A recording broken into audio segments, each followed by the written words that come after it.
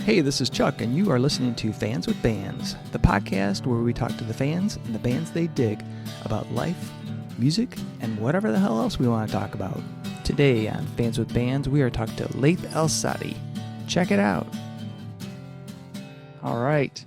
Hey, this is Chuck with Fans with Bands, and I am talking to my musical hero and the super talented Laith Al-Saadi. So happy to have you here, Laith. How are you? Great to be with you, Chuck. Awesome. As far as the time's considered, I'm doing all right. How are you? I'm fantastic right now because I'm here with you. So that's cool. Even though we're not in the same room, it's still awesome. This is pretty awesome. Yeah. So, and we also have fans. So we've got Jaime, Jane, Ron, and Sylvia. How are you guys doing? Good, real good. Great, thank you.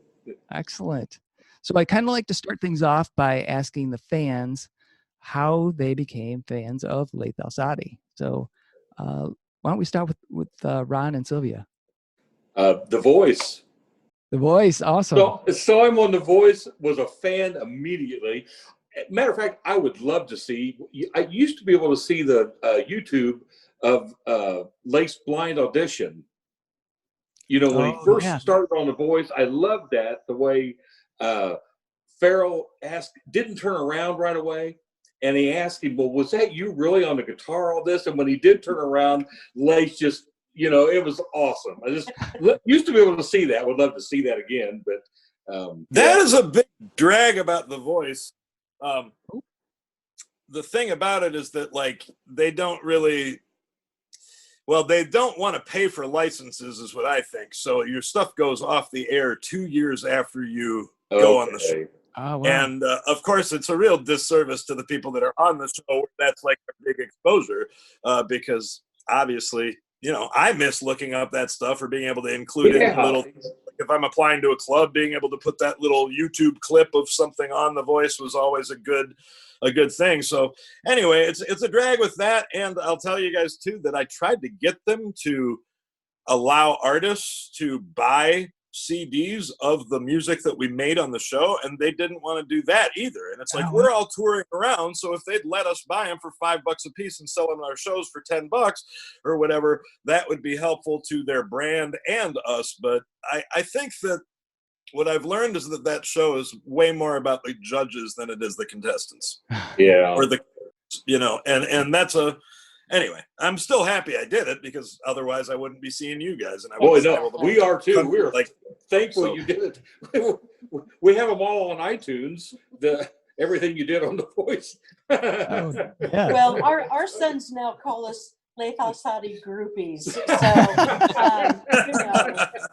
it's like, hey, but they are too. They're all about your age. They all love your music. That's awesome. That's awesome. Thank you. Yeah, they came down to Sylvia and Ron came down to see me at a place in Indianapolis in the Broad Ripple area. Yes. Called the Vogue Theater. And it was actually not terribly well attended, but it was a beautiful theater. We had a blast playing there. Yeah. Ronnie and I were talking. How many times have we seen Laith live now? I think 6. I think 6 or 7 times now.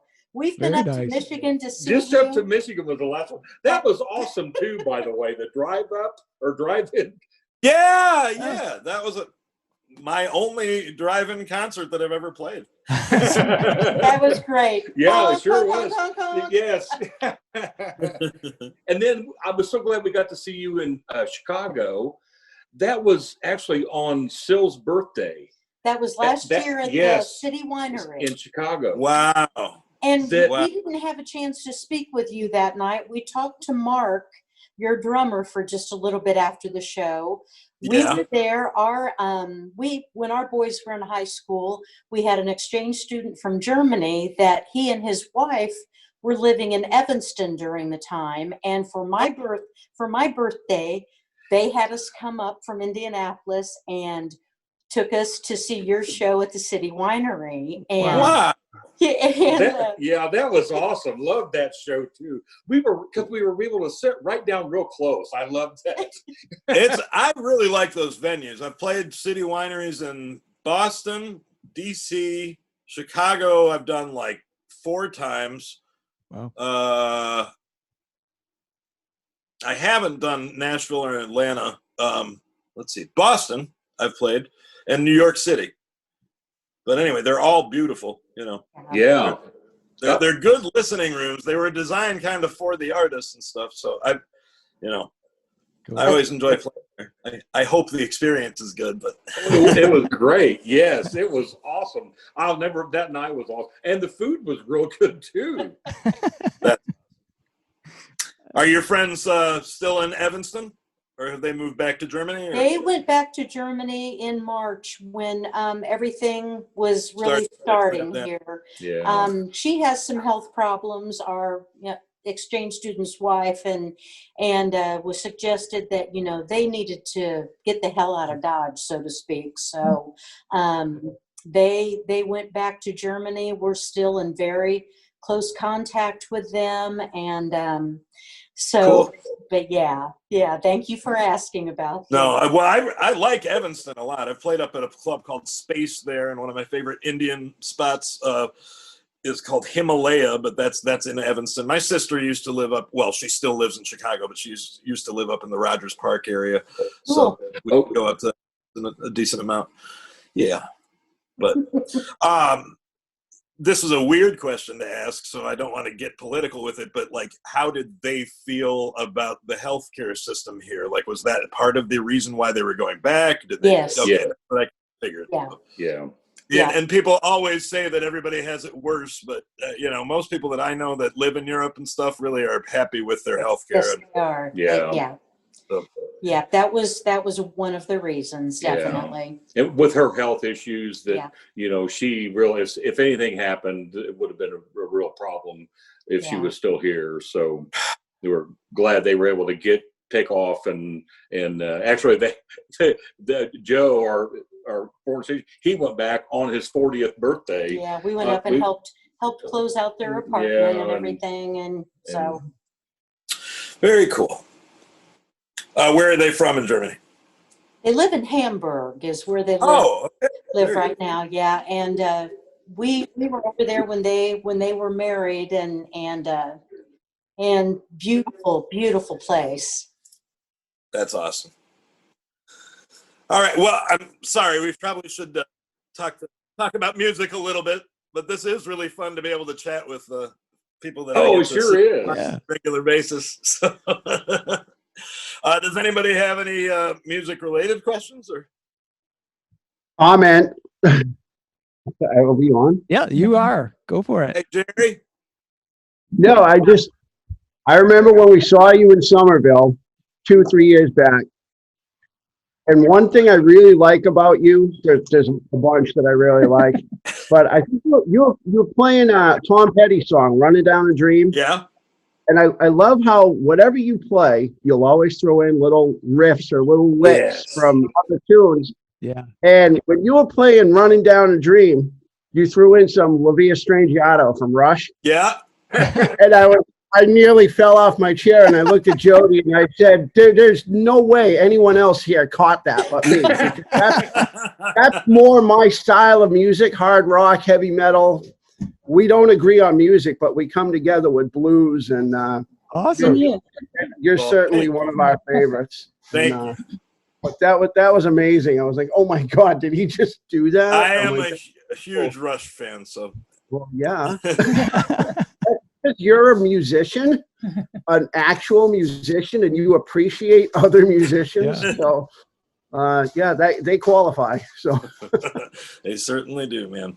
I was actually really lucky. I got to meet Alex and Getty. I didn't get to meet Neil, and of course, did not know about what kind of shape Neil was in. But basically, on the last tour, the R40 tour, that was great.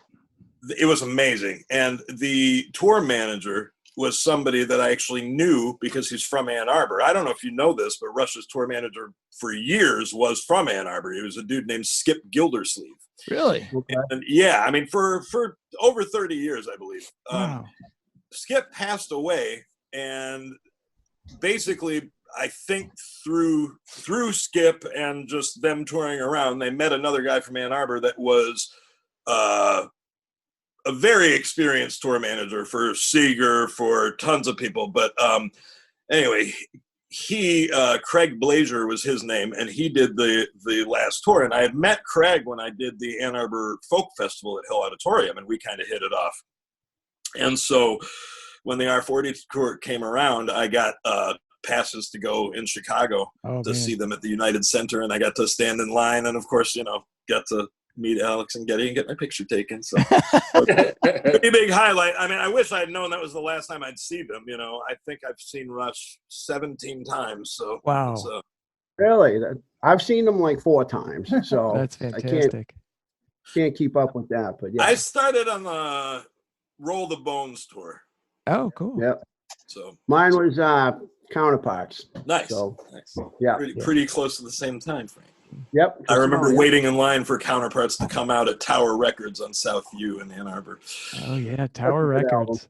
Yep. You remember that little vestibule up from the parking structure that you get to wait for tickets and all the albums to come out? I miss that, man. Like, people don't get excited like that about record releases and stuff anymore, Yeah. Oh, camping out overnight to make sure that you're there for the tickets in the morning, and yeah. And you're just scrambling. You're just surrounded by other music fans, and you just talk. It's great. Totally. Friends you haven't met yet. Exactly. But like-minded folks, you know it. Awesome. So I was going to ask a question of Laith, because I'm just dying to know. I think I read somewhere, or maybe it was an interview that you did, where you said that you started playing guitar because you really, you were a Beatles fan. You wanted to be able to sing along with the Beatles, and you started playing guitar without really thinking about guitar as your like primary musical instrument. You really wanted to sing, but you became this fantastic guitar player as well as a great vocalist. So when did that drive to be as great a guitar player as you are a vocalist start? Well, man, I don't know. I mean, like, the love for it started right away. I don't know that I think of myself as good of a guitar player as I am a singer, or even, but I don't know what I think about any of that, period. But I guess it just happened right away. I mean, so I'll correct a couple things. I didn't want to just sing along with the Beatles. I wanted to sing along with my friends playing Beatles songs was kind of the deal. So, like, basically, it was kind of around that time that we all went to camps as a kid and all that stuff, and I kind of realized how sweet it was to have this portable instrument that you could just take down to the campfire and have an awesome evening, sitting and singing songs that everybody knew and liked and all that stuff. So that was kind of the impetus, but I think I pretty much started playing guitar all the time right when I got one. And of course, I started out probably atypically with an electric. So I had this crappy blue Magnum Explorer and a Yamaha 10-watt Budokan amp or whatever. So, I mean, I remember, I wish I had a recording of it because it must have been the most annoying phone call known to man. But I remember getting home with that stuff and calling my friend Phil and be like, "Hey dude, listen to this." I just couldn't play anything on it. Just was so thrilled to be able to like make loud noises with it anyway. And so yeah, but I don't know what to say. Like I can't. I think it just pretty much instantly set in that this was going to be something that I kind of had an aptitude for, and it was. I don't know. Like, stringed instruments are easier for me to relate to than most other instruments. Like, I played the piano I took piano lessons when I was a kid and did not practice much. I still play piano and write on piano, and I still I had to take 2 years of it in college and stuff like that. So I have a pretty rudimentary or intermediate understanding of it. And I think as far as music theory and stuff goes, I still visualize stuff on the keyboard more than I do the guitar because it's kind of a more logical setup. But other than that, there's something about stringed instruments. So, I double majored in bass and guitar because at Community, which is the high school I went to in Ann Arbor, I ended up by default in my last year being the best bass player they had around. And it's because I had kind of played in intermediate bands since 9th grade doing that stuff. And then same thing happened in college, man. I mean, I went to Western for my first 2 years and I didn't do any bass there. they had a pretty big bass studio, so I was a voice and guitar major. But then I transferred to U of M, and when I did, they wouldn't let any of my credits transfer from Western. So I had to start over with 4 years of applied study on guitar. And I decided, because I was starting over, I'd kind of learned by that point that voice study wasn't as intensive musically as instrumental study. So I switched the voice thing to bass because they needed a bass player. And so by default, again, there I was the kind of the best bass player around. So I played in the big band, you know, the jazz orchestra, all 4 years. Got to study with Paul Keller, who I absolutely love. And they bring in guest artists too. So I mean, I had lessons with Rufus Reed, who is one of my favorite bass players from, you know, well, I guess he's from New York or New Jersey area. And then Edgar Meyer, who plays with like Bela Fleck and you know, just one of the greatest bluegrass and classical guys out there. And Ray Brown, who passed away shortly afterwards, but Ray Brown was married to Ella Fitzgerald and played in the Oscar Peterson trio and is the bass player on all the Louis, you know, Armstrong and Ella Fitzgerald recordings. Anyway, so they really made a pretty cool program, I guess, for me to be able to study bass there, because they kind of knew that they were using, you know, even though Paul is absolutely like international caliber, they would, you know, bring in a special artist to give me a lesson every once in a while and stuff like that. So I enjoyed it. It was good studies. That's wild. Yeah. All right. So anybody else have some questions for Laith? I could go on and on and on.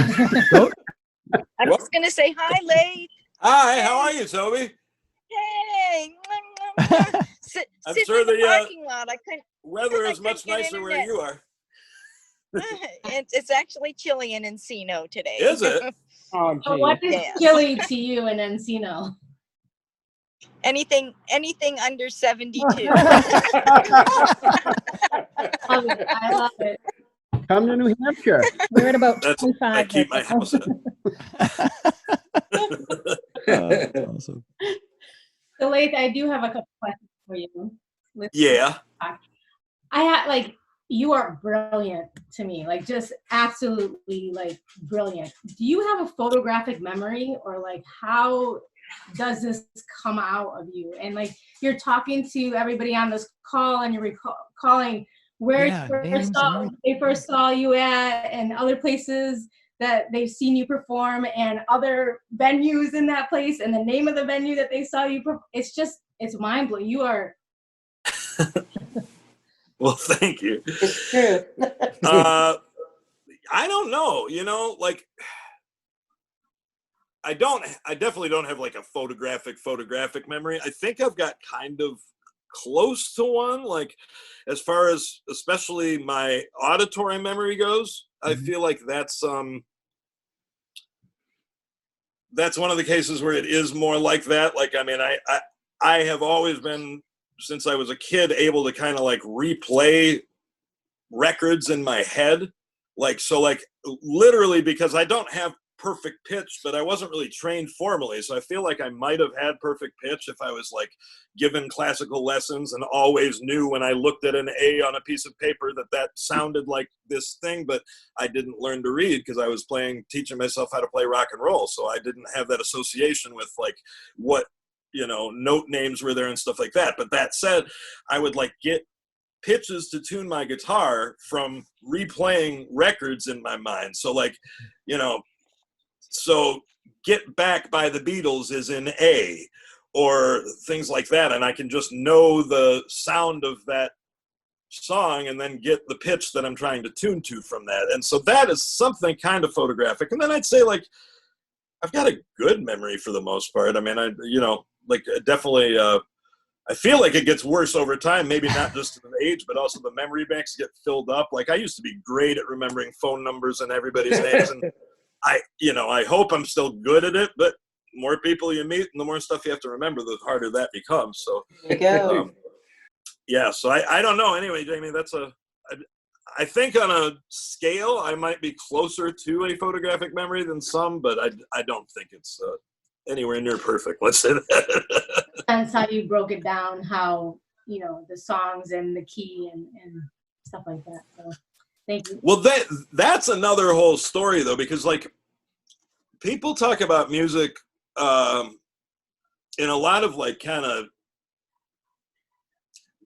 metaphorical ways. And the thing is, when people say music's a language, like it really is a language. Like that's not a metaphor. It's like there's structure to music. And when you learn that and you kind of learn you know how when you look at a word, you now see the word, you don't look at every individual letter. You recognize the word as the word. Right. So when people look at musical phrases and they're pretty studied, they'll look at a whole chunk of notes and the rhythm attached to it, and they see that as what it sounds like to them because they're actually familiar with it. And beyond that, then it's just like we chunkify information. We start to deal with bigger components and stuff like that. And I mean, so for me, I'm still amazed at people that can memorize like concertos and shit like that, where they're playing like 30 or 40-minute pieces that are incredibly complex and stuff. I mean, I'm just able to know a lot of songs. Like I think my specialty is the short form. I think of the song as like the short story of music writing, but of course it's also the most easily shareable with people and all that stuff. But anyway, I don't know what to say. I'm still in awe of a lot of people that can remember a lot more than I do, but I think I got a pretty good memory for that type. Speaking of that, it brings me to my second question. Do you have a favorite artist? Is there one person that influenced you or motivates you or touches you more than? Yeah, because the Beatles are like too profound of an influence, so they definitely are my favorite group and just have been since I was, I can remember.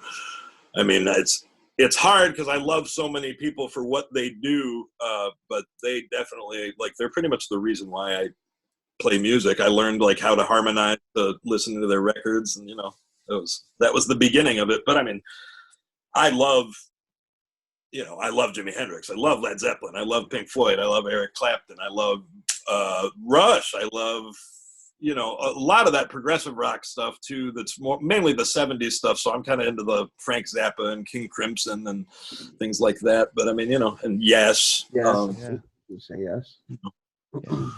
But so what's your favorite Beatles album? probably Abbey Road. Smart man. Yeah. What about that album? I'm sorry. What about that album that is makes it your favorite? Well, Chuck, it kind of went through a succession to get there. So, like, I think probably when I was a kid, my favorite album was probably Sgt. Pepper. Okay. I think Sgt. Pepper has a little bit more of like a playful psychedelia to it that makes it more appealing to kids, I guess, maybe. Mm-hmm. The White Album is probably almost on par with Abbey Road for me. But the thing is, Abbey Road is like, okay, this is going to be too deep for this, but the Beatles are kind of like my religion, right? I mean, in my path in life, I have gone from being raised in church choir and all that to kind of leaving religion to coming full circle to, thinking for a second I was atheist, then realizing, no, I believe that we're all in this together and that we're all made up of the same things and that we're all, I maybe didn't buy organized religion for what it was, but I believe that we are all part of something greater, that we all have something greater inside of us. I called that God, and in the end, I came full circle to believing that God is love. And that is where the Beatles led me, right? In the end, the love you take is equal to the love you make. I mean, it's like that. I'm not a big fan of things that divide people. So I'm, again, not a big fan of the organized religion aspect of that, but I definitely came full circle to that. And I think the Beatles are a huge part of like my worldview. So Abbey Road is this just amazing album that kind of not only takes you through this whole journey, but like the end of that album is so profound and really lays it all out there. I mean, if a musician were going to lay their heart out there for everybody to hear the message that they really wanted to put out into the world, right? I can't think of a better way to do it than the end of that record. Yeah, it is beautiful. And I guess, so, the White Album on the other end is like, it's satirical. It's looking at all of this different kinds of music, you know, that had existed or was up and coming, and it's really experimental and all that. So I mean, you know, I don't want to take away from the creativity that is that album, but as far as like making a real impression on me as a human being and all that, I think that I have to go with Abbey Road. So. Fantastic. That's awesome. All right. So does anybody else have any questions for Laith? I also am a big Beatles fan. I mean, who isn't? But I always thought that, like, if life was a movie and life ended, the closing credits would always be accompanied by a day in the life. And oh my God. A day in the life, that last note is the last thing you hear before the screen goes black. And I just thought, wow, that how. You ever hear about how they did that, Jerry? No.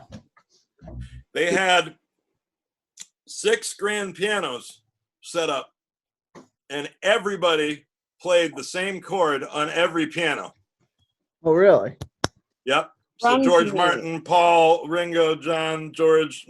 I think I'm missing somebody because I'm pretty sure it was 6 pianos that were played. But anyway, yep, they all played that togetgether. So that chord is one of, you know, it's super iconic, but that's how they got it. It's just like the biggest. That's a cool story. Yeah, I didn't know that. That's pretty awesome. That used to be my favorite Beatles song, actually. It's still probably a big contender. It's hard to pick one. But yes. Hard to pick a favorite of your music too. Well, thank you. That's true. Yeah, that's for sure.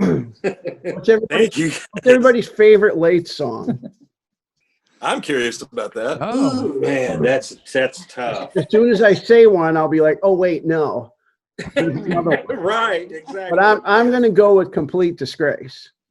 Oh. Yeah. Love that song. Yes. Oh man, there's so many I love. What it means. Yep. Thank you.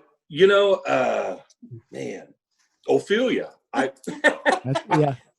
Now that's not mine. It's a cover. Well, I know.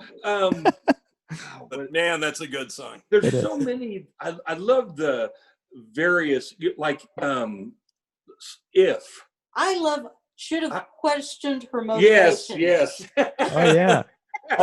All these years. Oh yes. So good.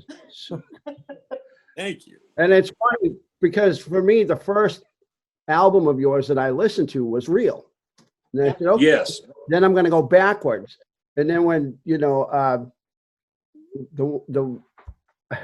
I'm losing my mind here, but in the round, the one prior to it, not in the round, the second. Oh, long time coming. Yeah. yes.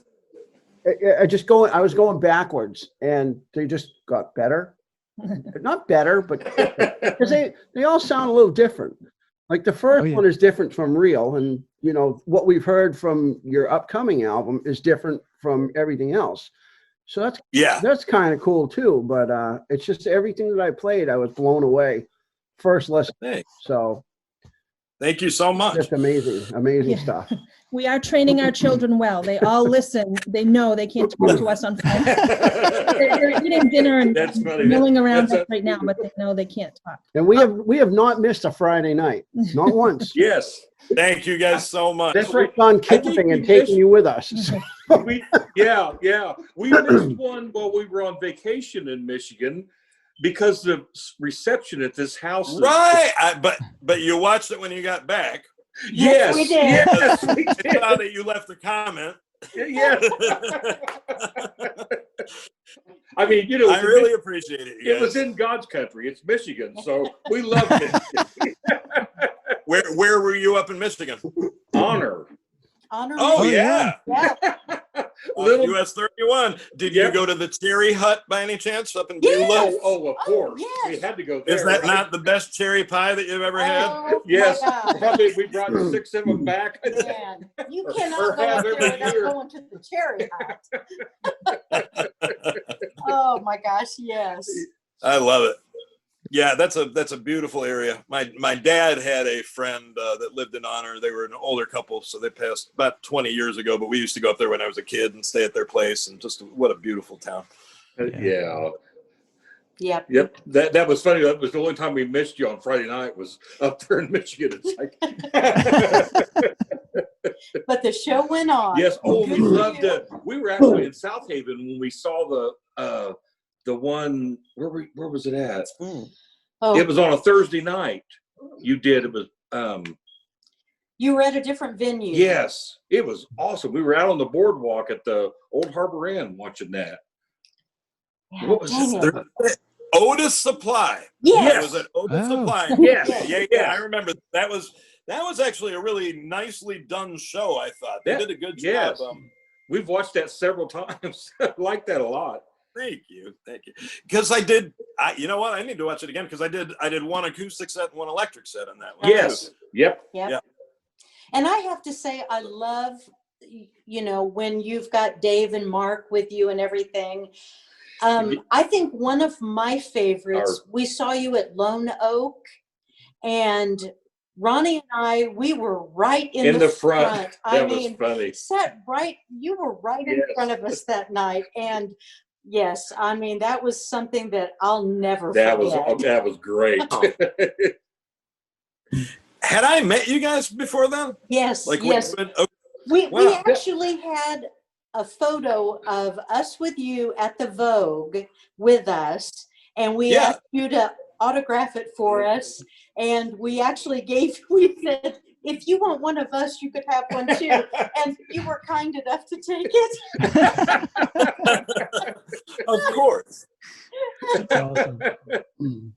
But yeah, I didn't remember you guys coming up to Grass Lake, but that is so awesome. That's I miss that because that was actually the most intimate gig, Yes. since Oh I my get gosh, to play. that was great that way. It's so much fun. It's like playing in somebody's living room or something. Yeah, you're right. Exactly. Right. Our living room's pretty big if you want to hit New Hampshire. Probably get 25 people in there. There you go. You obviously don't live in Michigan right now. Yeah. We have a 10-person minimum on the amount of people that we can have in our houses for things. Yes. Oh, yeah. Yep. That's true. That's true. Us too, Yeah. yep. We're pretty good Yes, in New England. indeed. Yeah. It's And unbelievable. for me, I met Laith at the Write-Off Room in Woodland Hills. All right. That's right. Yeah, With- and then you played at Maui Sugar Mill, and Jeff Perlman was backing you on bass. Oh, cool. Jeff has been playing bass with me for probably over 7 years now. I was just so lucky to meet him out there. My drummer, who played at the Sugar Mill with me, Mark, had moved out there, and I would go out to visit LA a lot, and so we were kind of looking for somebody to be able to play with out there, just so we could start taking bar gigs or work when I was out there. And Jeff offered it up. Right. As you know, Jeff's a great guitar player and singer in his own He's right. fun. Yeah. Yeah. Anyways, Did you played at his CD release party, didn't you? The big one in December.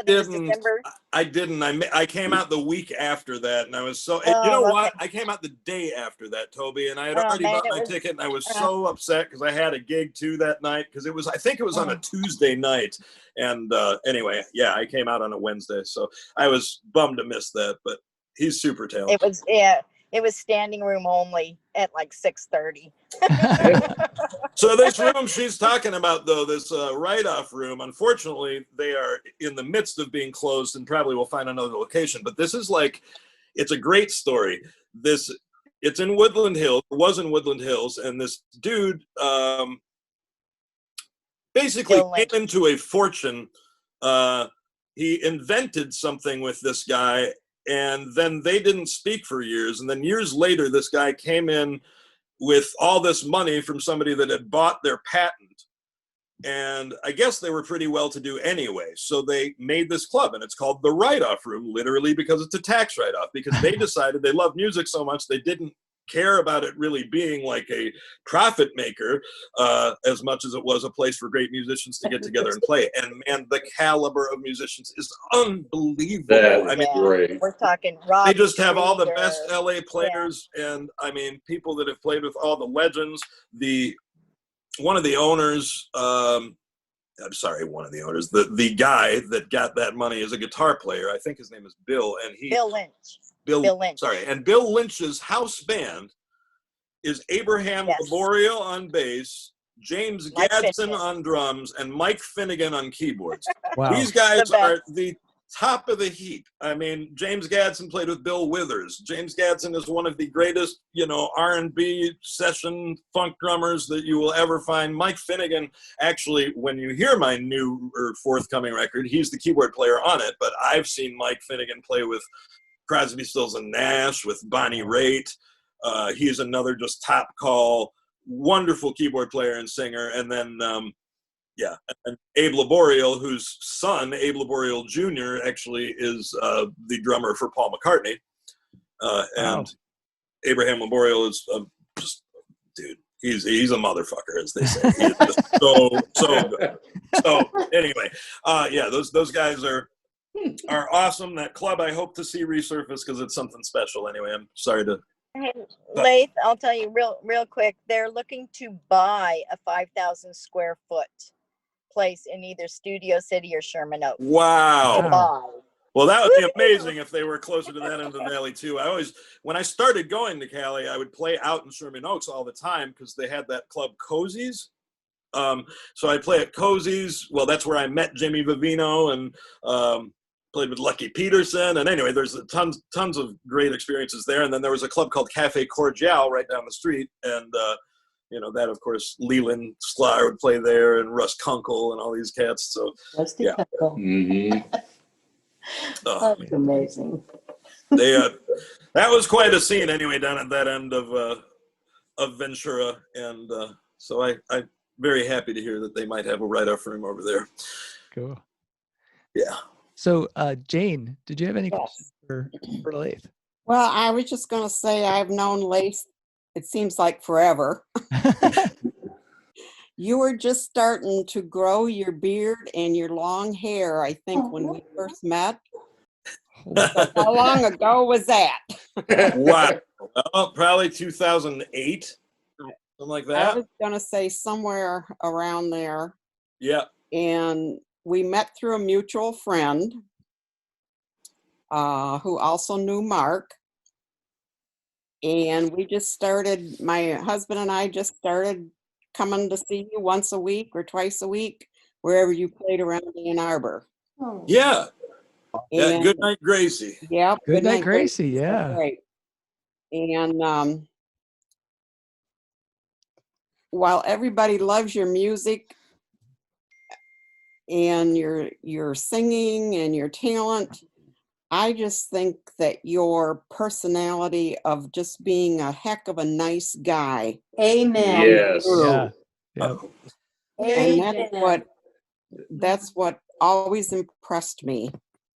And I think it was about this time of the year when we first met, because we were in Gracie's and you were doing your songs and so forth.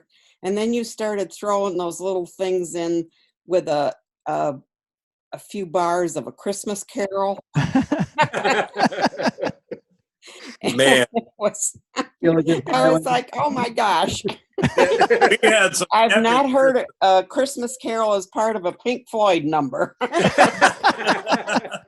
Along with that. But it's been great fun knowing you. He played at my daughter's wedding. Oh, awesome. A few years ago. Special. Oh, it was a fun wedding. It was great. There were 2 other weddings at the venue we were at, and they didn't like their bands, and they came up to listen to Laith. You had a bunch of wedding crashers. Yeah, it was. It's really true. Band wedding. Yeah.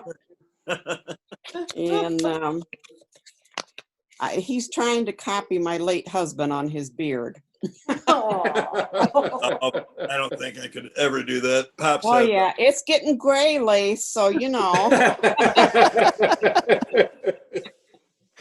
Awesome.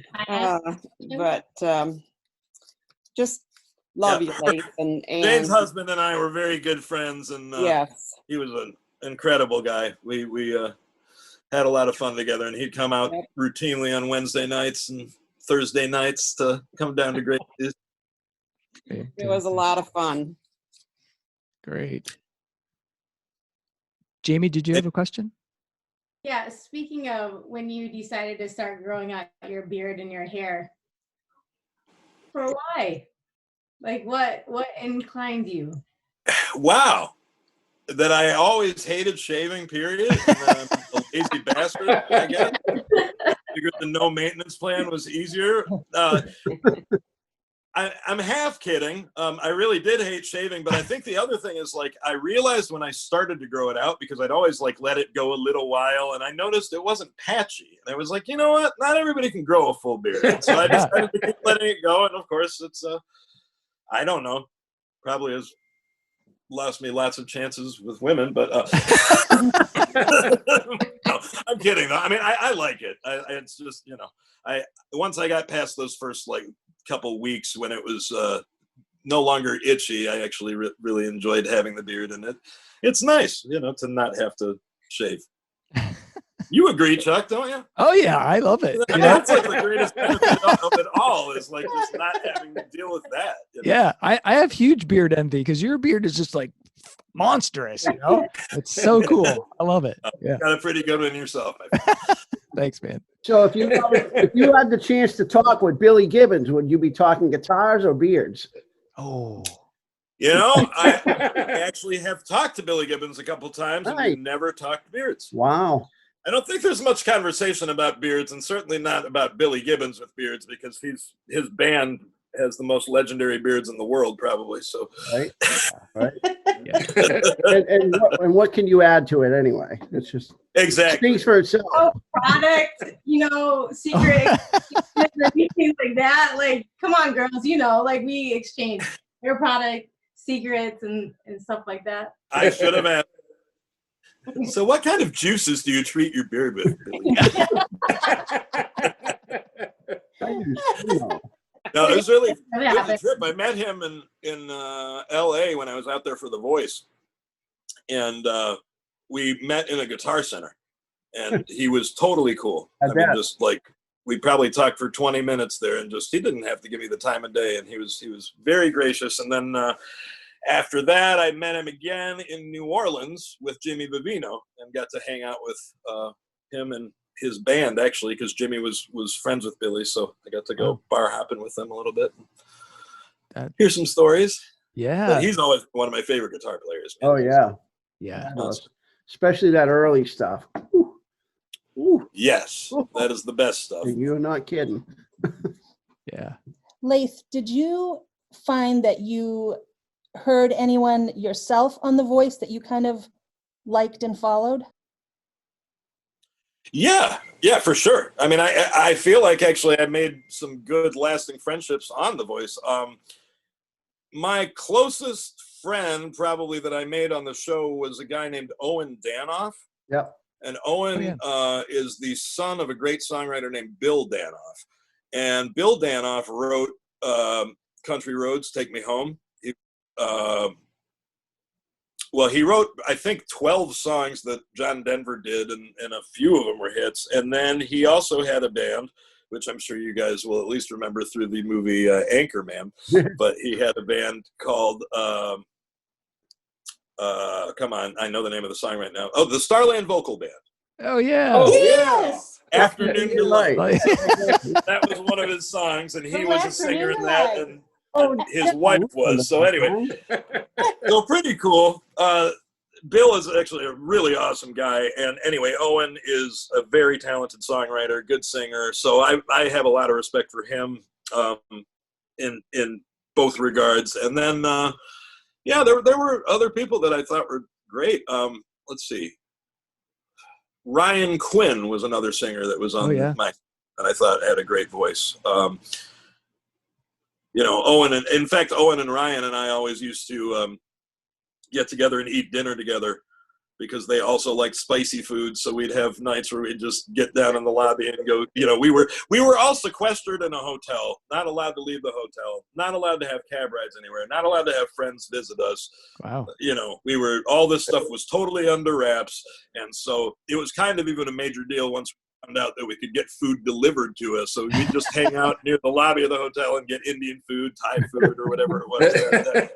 But anyway, So that's the first one you go to, and then Mhm. that, because you got to remember they start out with over 100 contestants before you do the blinds, right? So there's 48 spots to make it on, because each team has 12 people, and so you have generally, I want to say the roster was like 114 people at the beginning, but of course people start dropping like flies because the situation's not easy to deal with, because again, you're locked in a hotel, you can't see people, blah, blah, blah. And of course there are people that are not well conditioned for that experience or have stuff going on that they're worried about at home and stuff. So, so I think probably about 10 people left over the first week and a half, just because of that stuff. And then you have, the other half that aren't going to make it, basically. So once they fill the 48 spots, everybody just goes home that didn't get to audition.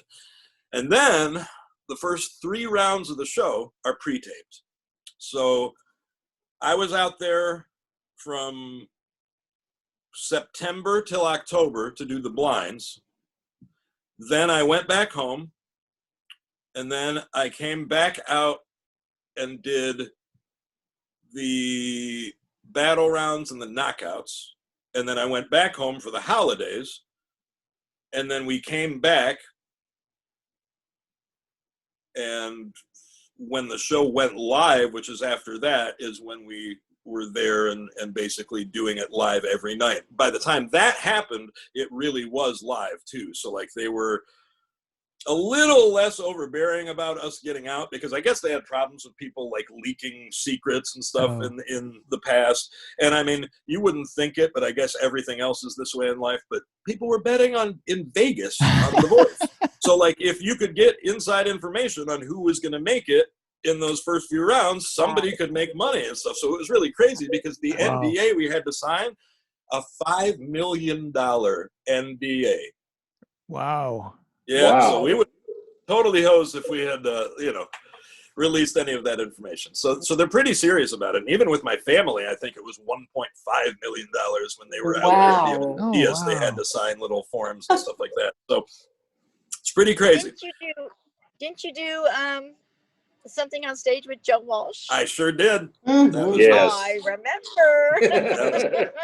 About my favorite thing about that whole show, I think. I mean, it was just such a, I didn't think I'd get to make it to the finals anyway, but just the fact that I had some kind of in. Basically, Joe's personal manager is a guy that lives in Birmingham, Michigan, which is not too far from Ann Arbor.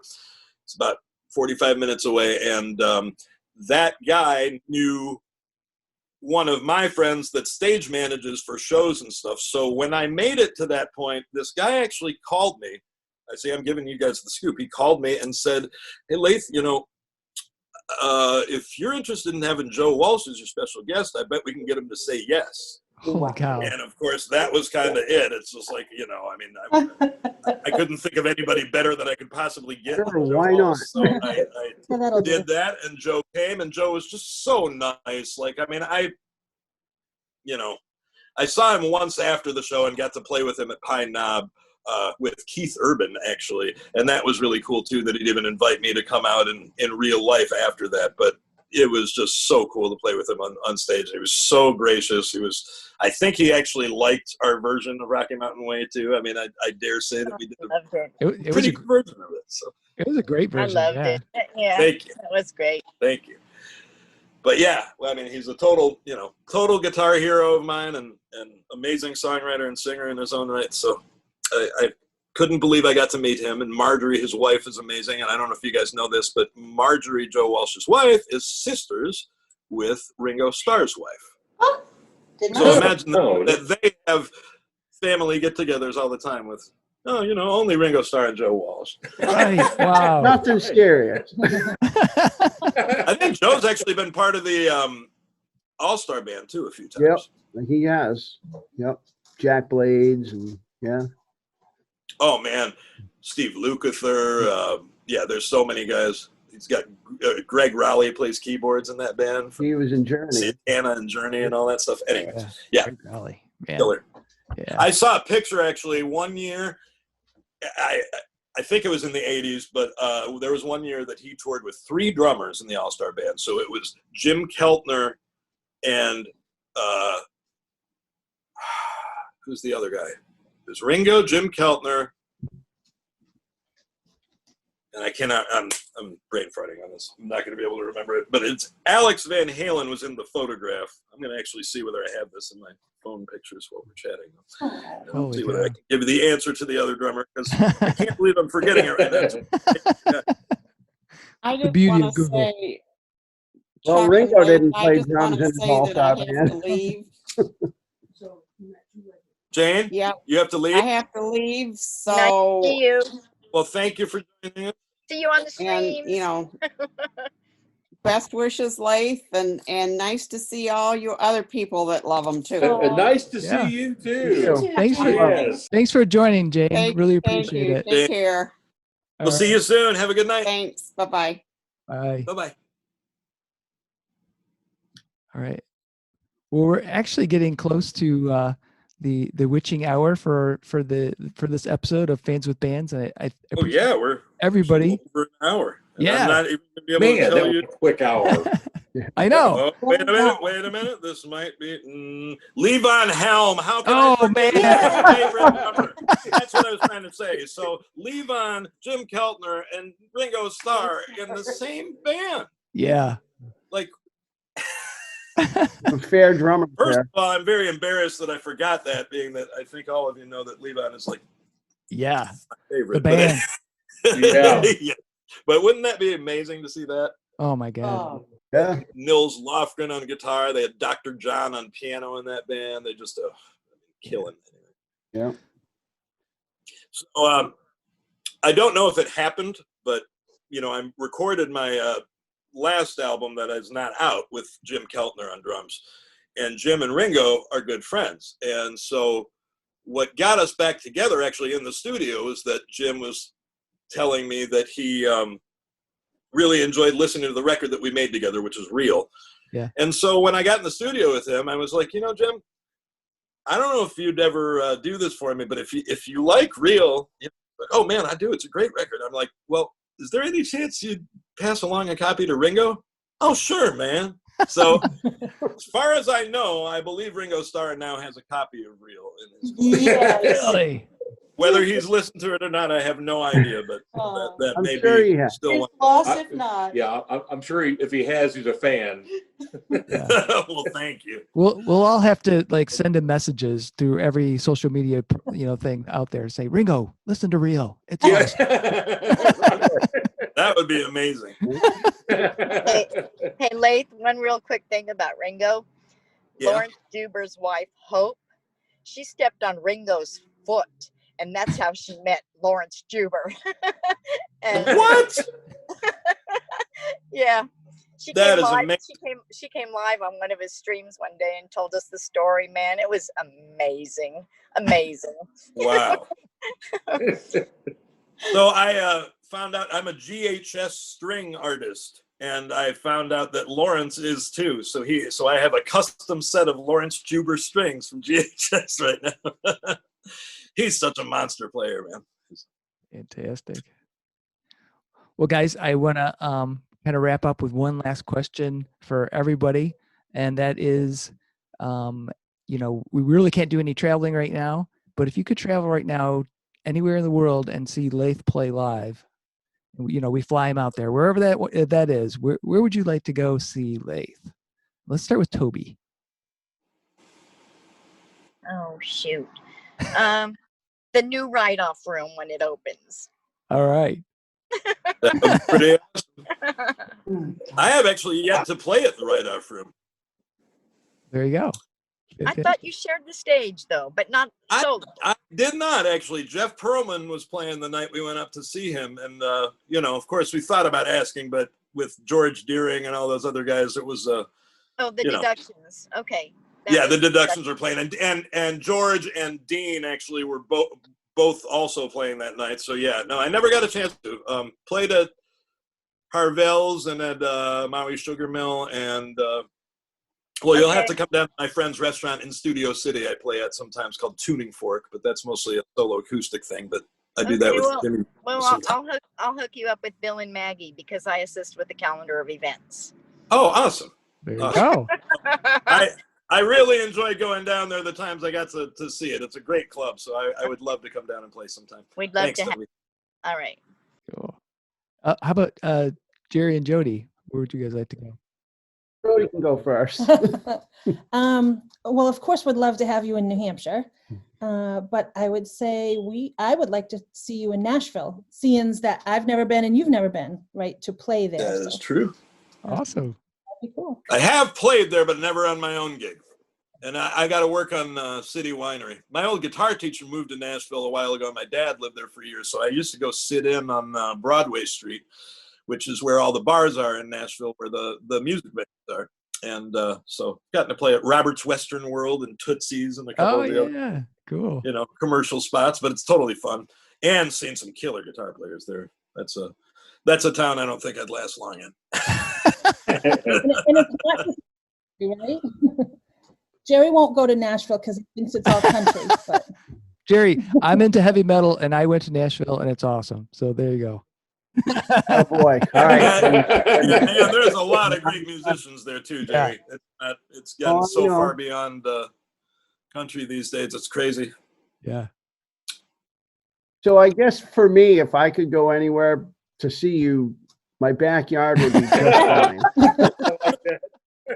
That would be pretty cool. But get the whole band, plug in. We have a little issue with live bands in my backyard, but we'll make it work. As long as your neighbors enjoyed good music. At least knowing we have that. Awesome. But I'd go see you anywhere. I'd hop on a plane to go to Michigan to see you. So it doesn't really matter. Thank you, guys. Cool. Ron and Sil. Wow. Oh man, I know we're in Ann Arbor at the Blues Festival. Oh, cool. And it was like, that's where I want to go, or the Blind Pig. The Blind Pig is super. It's like, that was, of course, like I said, since we're retired, it was like, oh, that's happening. But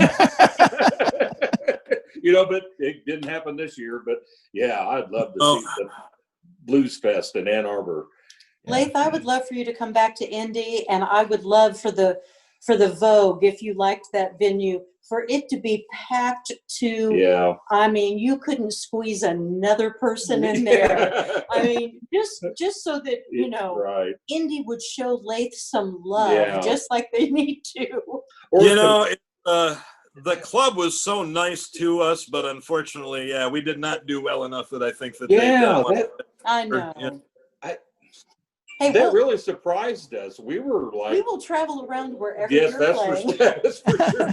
Well, we'll try to get back down there either way. And it's like, it was really hit or miss after The Voice. And obviously, me not having experience with those different scenes, it was really kind of dependent on a lot of promoters to get the word out. So, like, there were not always bad experiences with towns we hadn't played at before. In fact, sometimes we'd sell out weeks in advance for some of those places. But, there were other things, like I know where, Jerry and Jodi came to see me up in Somerville. That was not a well-attended show either. And then Indianapolis wasn't either. But like I'll say, I'd never played in Sacramento or San Jose, California, or in the Bay Area. And like Napa, I sold out 3 nights at the Blue Note there. That's wonderful. Sacramento has this club called it's not Harvell's, that's in LA. I'm sorry, I can't remember the name of it. Right, Harlow's, and that was also sold out like weeks in advance. So it's like you never know, And Chicago, of course, too. We did pretty well at the City Winery most of the times there and stuff. So, either way, once I'm allowed to get back out there, believe me, I'll keep on trying to spread my music wherever I can. But well, go as long as I still am able to get out there. So Greg, where would you like to see Laith play? Oh, my first choice, I'd love to have you over here at JT's in Coldwater. Or my first thought was BB King's in Nashville, Tennessee. There you go. Yeah. That would be cool. I've been down to that BB's. I got to play BB's in New York once, which was pretty sweet. That was before that closed down, but that was a Times Square location. That was really fun. And Coldwater, man, I actually was out there 2 months ago, maybe. I played a guy's house that he had a camping party out in his backyard. And it was a total blast. Anyway, but yeah, it's a trip because I haven't been out there much. Now, this probably wasn't technically in Coldwater, but anyway, one of my best friends, Mike Caskey, who's a drummer in Chicago, his girlfriend worked at Tibbetts for summer, so we would make trips down to Coldwater to visit his girlfriend from our gig up north. Anyway, so I got a soft spot in my heart for that place. Awesome. Jamie, how about you? Well, I'm going to take you back to the beginning of our conversation, and I would like to see you at a campfire anywhere USA. Now, I apologize about my dogs because I live alone. They're not used to hearing other voices in the house, so they like to bark. That's awesome. But also, you know, my favorite song of yours is "Gone," and I thought I read somewhere that you wrote that in New Orleans, which is my favorite place in the world. And I've been all over the world, but like, campfire outside of New Orleans somewhere would be amazing to see you play, and especially that song. So well, thank you. Well, I'm sure we can make that happen sometime. And New Orleans is also like my favorite place. Oh wait, you're recording this, right? Yeah, it's recorded. Thank you. Yeah, so I wrote 3 songs off that album actually in New Orleans. I'm really lucky to know this guy that was president and CEO of Borders, who became a fan of mine when he was living in Ann Arbor, and he's been a big supporter of mine. And so my buddy George has a place on the top floor of the Jack's Brewery building, which is literally, if you're on the Mississippi River down across from the French Quarter, it's the big building to the right if you're facing Café du Monde. It's the first building to the right. So it's like prime location. Out in the back of his building is where the Natchez steamship is parked, and they've got the big walk, the boardwalk. Anyway, so I would go out with my guitar after we'd get back from watching music and sit on the back patio of this building up on the 6th level of it, just out in this. They've got an area for people to barbecue at, but nobody was out there at 2 a.m. And I'd just take my acoustic out and sit and write songs because it's just like impossible to not be inspired by the vibrancy of the city and what's going on. And so I wrote What It Means there. I wrote Gone there, and I wrote The Last Time You'll See Me Cry. Oh, wow. Man. That's a great story. That is. Yeah. That is fantastic. It's a special place. I wish I got to spend more. But, so sorry we weren't there. Yeah. Maybe one day. Oh, I really want to get down there and play, and that's another place that I have played there, but I have not played there since The Voice. Like, I've not had like a ticketed show there. I've gotten to do some cool events, but but still have yet to like have my own gig there. So sounds like the place to go then. When the pandemic's over, we can. Yeah, that's for sure. Maybe we could just all get together and do a road trip. There you go. Right? We should. Fantastic. We really should. Well, guys, thank you again for being part of Fans with Bands with Laith. Well, thank you. Laith, thank you so much. You are my musical hero. I can't wait to see you live again. Thanks, Chuck. Thanks for doing this, man. This was really actually great to be able to talk to everybody. So yeah, nice to see you. Thanks, Chuck. I appreciate it. Yeah, nice thank to you. see you It's guys. nice to meet everybody. We'll see you on the stream. We'll see you on the streams. There you go. And thank you for spreading the word and all that stuff. I appreciate it very much. Okay, you're welcome. We're trying. All right. Thanks for joining us. All right. Love you, Laith. Love you too. Thank you. Peace, everybody. Gotta go. I gotta host my 5 o'clock show. It started 15 minutes ago. All right, we'll see y'all soon. All right. Take Okay, care, everyone. bye. Bye. Yep. Thank you. Yeah, thank you, Chuck. Thank you to everybody Yes, else. thank you. Thanks to Laith Al-Saadi and fans Jaime, Jane, Ron, Sylvia, Jerry, Jodi, Gale, Tobi, and Greg for joining me on this episode of Fans with Bands. Laith is a phenomenal artist. Do yourself a favor and check out his album Real, and then go back and get his entire catalog of music. I think you'll be blown away, not only by his vocals and guitar, but by the outstanding songwriting.